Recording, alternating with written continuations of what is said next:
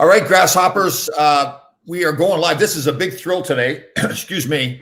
Well, it's always a thrill to have Ali on, but we have Kenji. Kenji is, and I'll let Ali introduce, but this is an international show. It's the first time we've done an international show. We're going to talk hockey over in Asia. So, Ali, why don't you introduce our new guest here? Hey, good morning, Grasshoppers, and good evening in Hong Kong. It is 9 p.m. in Hong Kong, and I have with me tonight in Hong Kong, Kenji Yanagawa. Kenji is a very good friend of mine for 4 years when we lived in Japan, and our sons played hockey together. And I wanted to bring Kenji to you for a couple reasons. One, I've been wanting to talk about hockey in Asia because it is incredible. Two, because Kenji is trying to find hockey in Hong Kong, and Tom thinks he might be able to help. Oh my goodness, Ken! Nagano-san! Hello, konbanwa. I am doing introductions. Go shokai shitemasu. So Kenji is a very good friend of mine for 4 years, and Ken Nagano-san, also very good friend. He is in Japan, so it is 10 p.m. in Japan and 9 p.m. in Hong Kong. Right. And so we're going to talk hockey in Asia. Nice. And Ken and Kenji, do you know Tom Laidlaw yet? You are getting to speak to just an incredible person who is not only a professional hockey player, right? Rangers and Kings, defenseman, but I think in the best shape of any person I know over the age of 60 and possibly anybody over the age of 40, possibly in better shape than my teenagers. So welcome to True Grit Life and all of the Grasshoppers listening. Hi, guys. Nice to meet you. Very nice to meet you. So when I work out now, Ali has taught me the word Ito. And so when I work out, I yell Ito all the time. Ito. Ito. Yes, for like ganbate, ishokenmei. Tom needs a word for in the gym when he's lifting weights, like toki ni nani o hanashite. What should he say? It's to say Ito.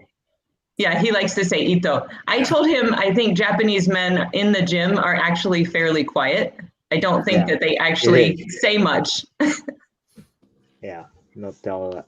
Well, I have my gym by myself too, so there's nobody else there. So I tend to yell more because I'm by myself. So I love the word Ito. I don't know if I'm using it properly or not, but I love the word. So, and Kenji, an old teammate of mine is running a hockey program in Hong Kong, Barry Beck. So maybe we can try to hook you up with him too. Mm-hmm. Yeah. I saw. I heard his name. Yeah. He used to be the captain of New York Rangers, right? That's right. He was a teammate of mine. Yep. Yeah. So he's coaching now? Yeah. Yes, he's running a hockey program in Hong Kong, I believe. Yep. Okay. Kenji, how old are your boys now? Sorry. How old are your boys now? Boys 12 and 10. 12 and 10. Okay. 12-year-old and 10-year-old. Two boys. And Ken, Reo is 13? He's in 12, same as Kentaro. Okay. So same as Ben, then all same age, Correct. exactly. Yep. Okay. Yeah. And how, Ken, how is the hockey in Japan? Is it pretty good hockey? Good coaching?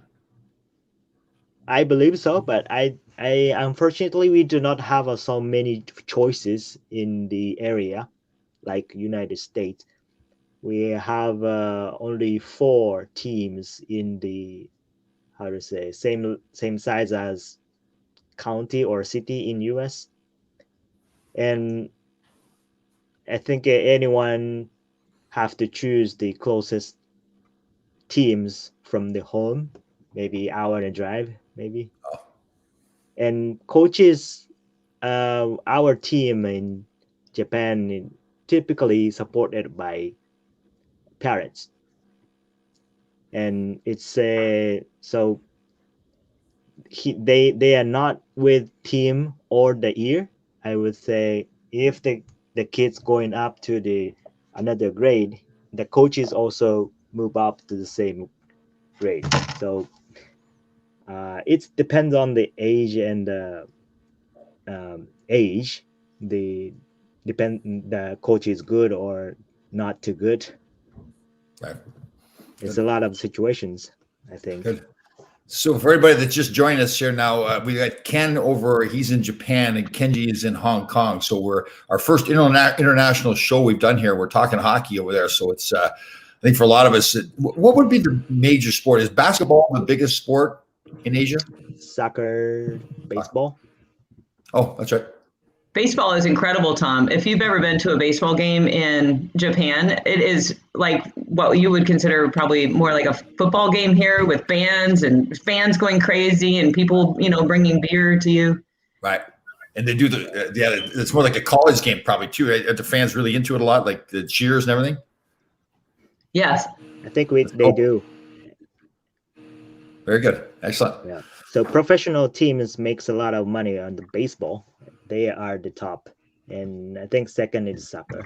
But soccer is getting more popular from 10 years ago, so it's gonna be maybe change to be soccer is number one. Maybe it's number two would be baseball, but I'm not sure.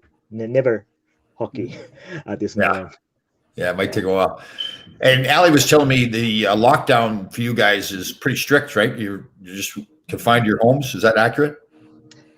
It is. Situation is still emergency statement, under emergency statement, but there are a few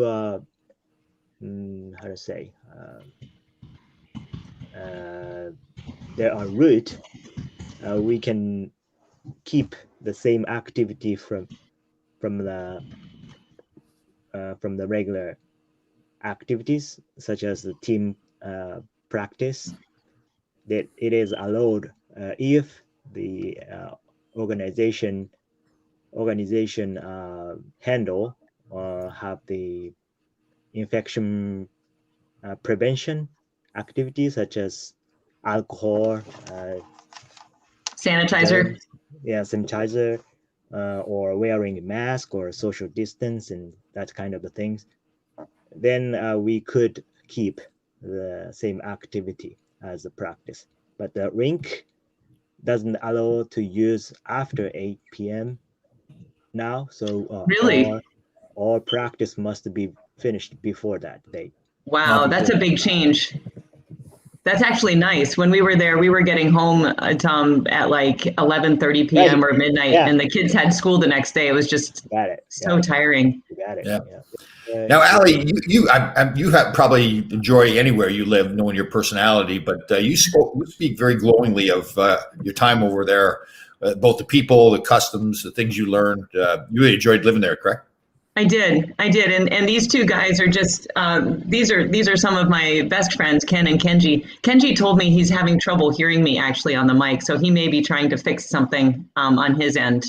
I apologize. I don't know why my computer is misbehaving so badly, but Ken and Kenji. I can hear you fine, Ali. Can you? Okay. Ken and Kenji, because they speak English so well, they could help me understand when I make mistakes or would come close to missing a practice or get the wrong color jersey or something like that. But they also were very good about speaking Japanese to me so I could practice.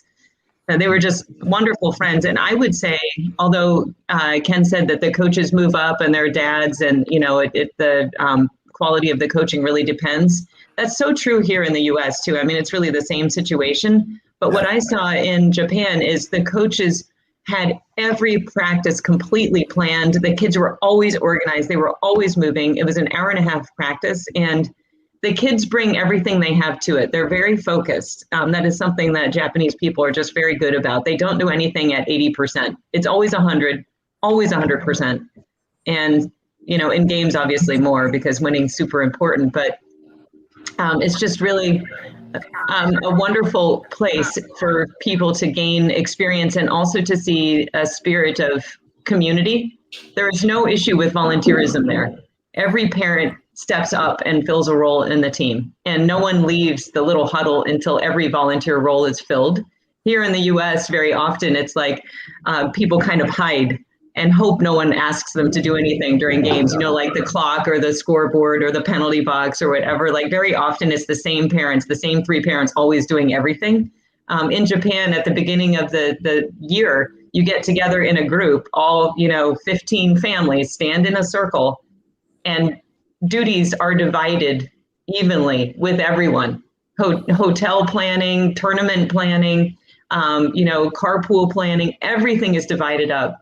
Filming the games, they have a huge server full of video of the games and the practices. So it's just incredible. They're just really very organized and absolutely wonderful. We try to, maybe not And very 100%, humble. but Very humble. And somebody I really missed, I don't know if we can get him on, but Matsuda-san, I really miss him. Head coach. You'll have to tell Tom about Matsuda-san, his background. Can you tell him? he was Asian League professional hockey player until I don't remember, but he played in the Nikko team for 6 years, and then after that he retired. He did some coaches for the university hockey team, and he's in the Kanagawa Ice Hockey Federation offshore coaches right now. So he was invited to our junior hockey team head coach, and he did a pretty good job and motivate the all junior kids players getting higher and the skills also. And but he resigned maybe 2 years ago. Nice. Then after that he was pretty good and a funny guy and joking every day. Yeah. Very funny guy.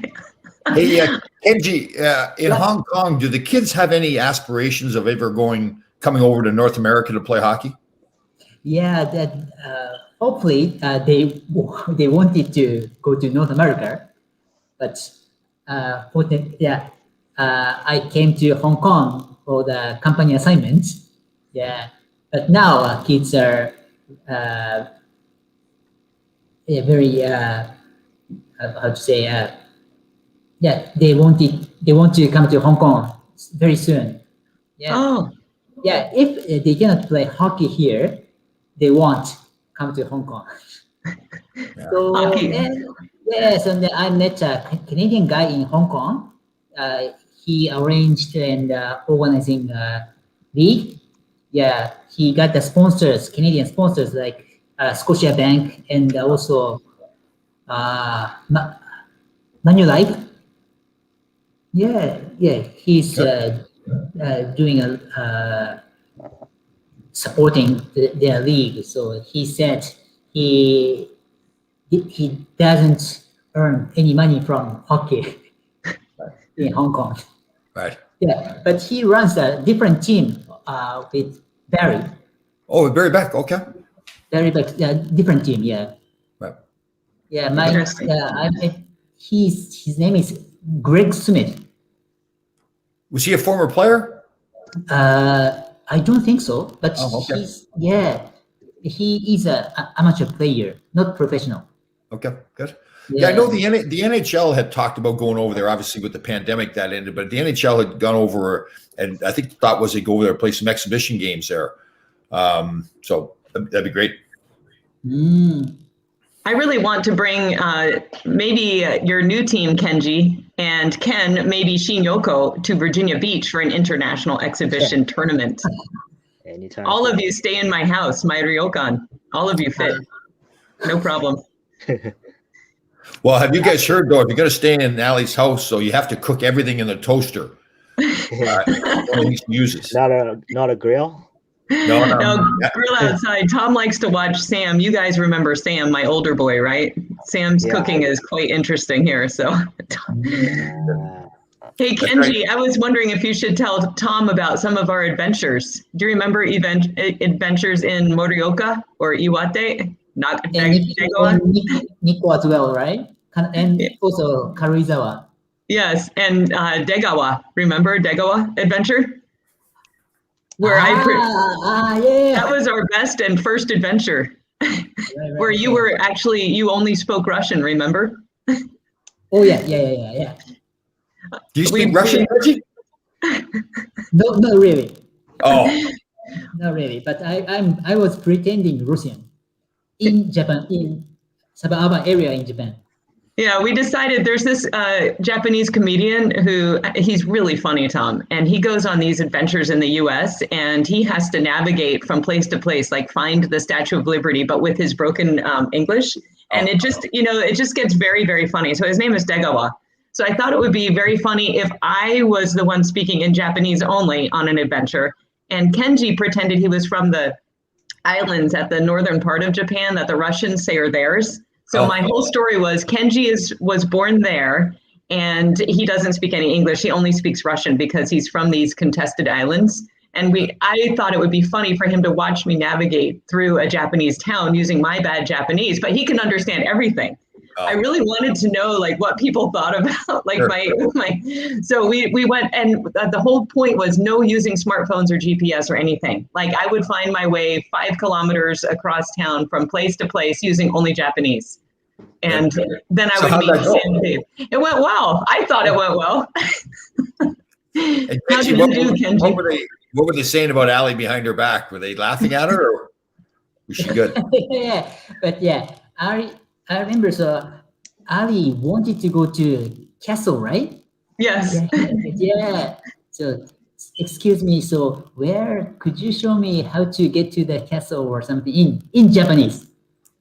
お城はどこですか or something, yeah. Hi, so does. But I think I was saying the wrong words because Shiro also means white. And I think I said Furui Shiro, like old castle. But that's really, you don't say, like Furui is the wrong word for old, historic. It's like old socks. It's not like a beautiful historic, Right. It's wrong word. That's good. But we made it. And then we also explored some dry stream beds in Nikko. I mean, before every game, my plan was to see something other than a hockey rink. And so Kenji, I would just drag Kenji or any person who had hiking boots on. I looked at people's shoes and I was like, okay, you're ready. You have to go. I'm sorry. Well, in Canada, there's a big English and French, obviously. So you have to take French for 4 years, well, at least you did back then. So when I was young, I was pretty good with French, but as I got older, I just didn't use it anymore. So I forgot it all. And my first year in the NHL, Quebec City had a team at that time. So we were up there for a game, and it's the night before a game, and a teammate and I were rookies, so you don't know your way around as much. And we went to this French restaurant. There was no English being spoken whatsoever. It was one of those fondue places, with the fondue pot in the middle.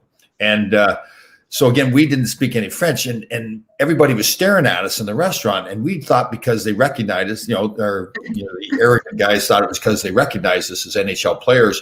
So all of a sudden, people are talking to us, but we don't understand what they're saying. All of a sudden, the waiter comes running over. We're sitting by the window, and he grabs the fondue pot because now the flame on the pot was up over top of the pot. We didn't realize this. We thought we weren't paying attention. So he had opened the window and throw the pot out the window. And we couldn't speak any English. And people were trying to tell us, the flame's too high. The flame's too high. And we couldn't understand it all. So it was pretty funny. You lit the restaurant on fire. We are, yeah. We just about did. But it's funny because we were thinking everybody was looking at us because we were NHL players and nobody knew who we were. They were just worried about the pot. So it's funny stuff. That's funny. In Japan, there's a lot of cooking like that on the tables, right?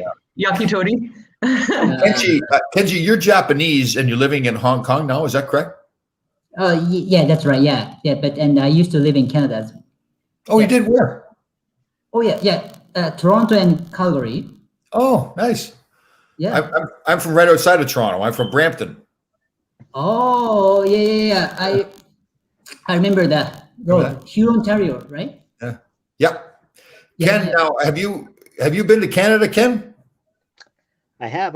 When I was living in the Detroit area, I went to the Niagara Falls, go through the Toronto area, and I had some noodle stuff, Japanese noodle stuff, and yeah, I did just one trip over there in the Niagara. How long were you living in Detroit? 3 years, I remember.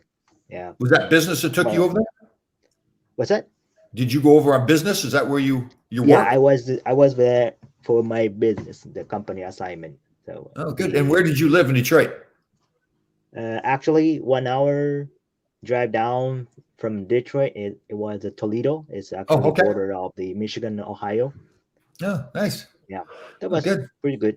That town Good. has a 3A, triple A team Yep. or double A. I remember it's a The Toledo. Toledo, Walleye. I think it's the Toledo Mudhens or Toledo something. I can't remember what it Oh, is. Mud Yeah. Hands is a baseball, and Yes. Walleye, that's a fish name, not a strong animal. But that was the neighbor hockey team, professional hockey team. That's good. So now, so you guys obviously are really into hockey where you live. Do other people that aren't into hockey look at you like, why are you guys into hockey so much? Right? It's just not a big I thing. think the first thing in my life of the hockey was the movie of the Mighty Ducks. That is the Disney movie. That was the first thing for me for the hockey, touching the hockey in my life. I never played the hockey, only just to practice with my kids. But I think that was the first met with the hockey for me. Good. Now, can you watch NHL games over there? We can do that. Paying maybe annual fee and internet free movies for every game, every game day. Good. So, do you watch? Actually, I do not, because the how to say, Instagram or Facebook and those type of the movie update is fine to me. I do not have watching the whole game. I don't have the time to watch a whole game every day. Yeah. Kenji, do you watch? Oh yeah. I used to live in Calgary. I went to Saddle Dome in Calgary. Oh, nice. Yeah, but so NHL is very expensive for us. So I often went to the WHL games.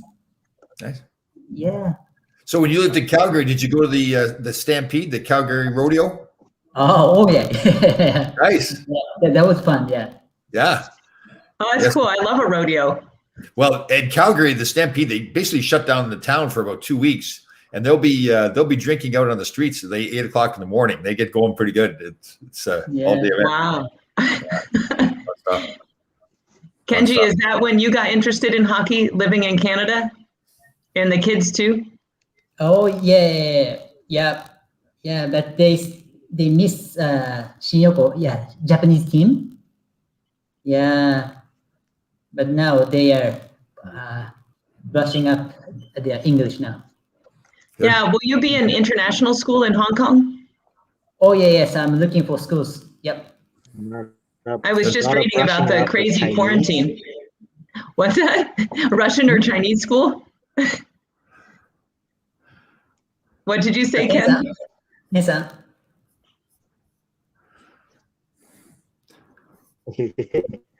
Well, listen. When you guys come over to Virginia Beach, you gotta let me know. I'll come down. It will be better to live there in Hong Kong.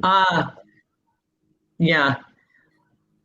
I was just telling Tom about the new Patriots only rule, and if you are not loyal to Beijing, you cannot be on the ballot for voting. So it will be very interesting for the kids to experience another Asian country that is so internationally connected, but really still experiencing some difficult times with respect to democracy. So it will be very interesting for you, Kenji. I think your kids are getting such a phenomenal experience in their lives. And hockey as the common thread through it all. Tom, so how long does Barry live in Hong Kong? He still live in Hong Kong, right? Yes, I believe he's been there. Well, at least 10 years he's been there. Coaching the program. So I think he coaches. He's brought the kids over here a few times to play in tournaments and everything too. So he's done a good job over there. And do you know how to find him? I'll hook you up with Barry. Well, I'll get you his. He's on Facebook as well, so you can even look him up there. Okay. I'll search for his name. Yep. Yeah. And if you can't get a hold of him, we'll hook you two up. I've got his numbers and everything. So. Okay. Awesome. Good. Well, guys, it's been great to meet you. I'm looking forward to you guys coming over to Virginia Beach. I'll come down there and we'll play some hockey together. All right. Yeah. Yeah, sure. I want. Good. That would be All great. right, guys. Both of you, thank you for joining this Friday night. I know it's the end of a long work week there and very late. Thank you for joining us and telling us about hockey in Asia. Yeah. Thank you I'll for Right, thank you sharing for. this link. Thank you very Looking much. forward to meeting you. See you guys. Kyotsukute. Yeah. All right. That was cool. Seem That like was good guys. really fun. So what do they do that they've traveled over so much in their jobs? Well, I wanted to ask them because I haven't seen them in 6 months. I wanted to ask them that and remind me of exactly what their positions are. But generally, my friends were in finance or in industry. Had some friends in Hitachi. Right. One of the dads, actually an American dad, moved over to Japan for, I think it was just a year with Hitachi. So Right. there's actually quite a lot of movement back and forth for Right. the firms. Right. So Kenji, he went to Hong Kong for work as well. Is that correct? Right. Yeah. He just moved and he was saying to me in the chat that his family is, he had to switch rooms so he could hear me better. He was also telling me that. So the Wi-Fi and wherever he's staying was being difficult. His family's coming in April. And he was also telling me that they will have to stay in hotel for 3 weeks for quarantine when they get there. Oh, wow. Hong Kong is really strictly controlling the quarantine there. Wow. So just so everybody knows too why Allie lived over there. Your husband, I don't know how much we could talk about your husband and his career, but he's in the Navy. And that's why you guys are stationed over there in Japan, correct? Right. He's been in the Navy. I forget how many years now, but we are so lucky to move around the world and get to experience different places. He's in, how do you say, nuclear power is his area of experience and training. So we go where there's nuclear stuff. And in Japan, that happened to be the USS Ronald Reagan in Yokosuka. Oh, so that is interesting. Aircraft So carrier. how often you guys move around? Is there any set schedule? Is it just wherever they decide to send them? It depends. So before he has been in 2 different jobs primarily. So half of his career he was on submarines and then carriers, and that was every 3 years, generally every 2 or 3 years. But we really wanted to see different places, so we would try to get if there was a home port move, which means you go to one ship, but then that ship is planned to move to a different port. You get to go with it. So we would pick those opportunities so that we maybe spent a year and a half in Southern California and then moved up to Washington State. We actually really liked moving even more frequently. And then we moved to Hawaii with the kids. And at that time, he switched into a different position with naval reactors. And they generally keep their people in place for about 5 years for continuity. So we were actually had the good fortune to be in Hawaii for 5 years, then back to Washington for 5 years, then Japan it should have been, I think the orders were written for 3 years, but we extended for a year. So how often does he stay on the ship? It goes out on, I should say tour, but it goes out. Does he stay on the ship? He doesn't actually in this new role. What Naval Reactors is a regulator. So they are making sure that all of the nuclear power processes and protocols and operations are done safely. So he's in a different sort of role in oversight, I should say. But prior to that, when he was a sailor, a typical sailor that you think of, yes, the submarine would go out. He was on a very small research sub, NR1. So that was super interesting, only 12 people on that one. And then he was also on a normal submarine, normal carrier. But right now, I think, our experience prior to the pandemic was, fairly typical. I really want to commend the people, all of the families who have dealt with the change in operation op tempo because of the pandemic. I don't know if you've been following the news that carrier like the Nimitz is coming back after 11 months at sea. And others went to sea and stayed out. Instead of coming back home and touching the pier and maybe resupplying and maybe letting people see their families for 2 weeks and then heading back out again, they stayed out to sea this time because of the pandemic for many, many, many months. So the op tempo has really been different, and the sailors have really had to deal with an entirely new, especially if you imagine those young sailors joining and they think they're going to see the world and go into, different ports and experience life in different areas of the world. They didn't get to do that at all. So the Navy did they would stay on the ship for a year, close to a year. Oh, Yep. man. Wow. And in some cases, yeah, it's crazy. In some cases, I heard that gyms were closed because they're worried, obviously, about transmission within the gym. And so, they're setting up stuff on the flight deck and doing all kinds of things, everything possible, workarounds. They might pull into the pier and have like a sandbox sort of jump off right at the pier, but they can't go anywhere else. So maybe they get off the ship, but literally you're still with your same shipmates. You don't get to see anyone else. You don't get to see the rest of the world.